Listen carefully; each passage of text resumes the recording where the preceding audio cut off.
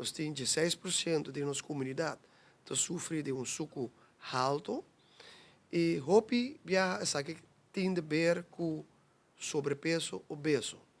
Aqui na Aruba, nós temos cifras que 79% de nossa população está sobrepeso obeso e 46% está obeso. E se aí põe que ora tem sobrepeso e botar obeso, está põe que o suco tem uma curva está subir.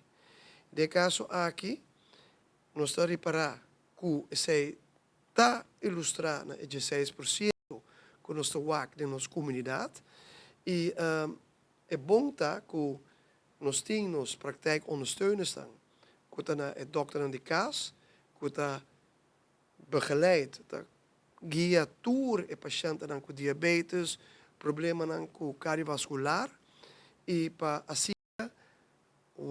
a maleza de diabetes não vira algo mais pior que está. Passou maleza de diabetes não controlar, botar problema com o ovo não vai atrás, problema com o nervo não, problema não com a circulação, nem pia não, problema com o de caso aqui também com a reunião não,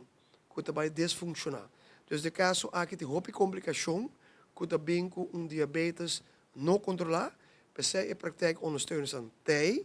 para ajudar a controlar o suco, para ter um nível normal.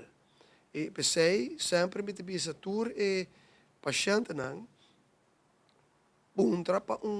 praktijk ondersteuner, of wil je bij huisarts, praktijk ondersteuner, daarbij doen nabo, de caso aqui se está primeiro botar gesprek com esse seguro de hora, para assim que é por a seu intake, então para o se está algo que está bem família, ou se está algo que está bem door de peso está alto, de caso é obeso, sobrepeso obeso, dus tudo isso é algo que nós temos que canalizar e também ajudar para pagar o peso e seguir ajudar para regular o suco. E se aí me queremos vai trabalhar duro, Aruba trabalhar duro e seguir guia nos pacientes de caso aqui e me sabia que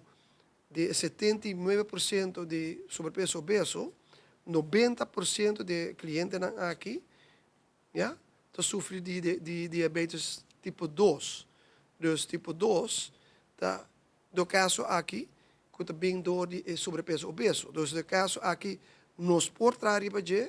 nós por Aruba está trabalhando de caba, riba eerste lijnzorg met de bisa ng holandês, nós temos bom caminho, pero nós por mais melhor.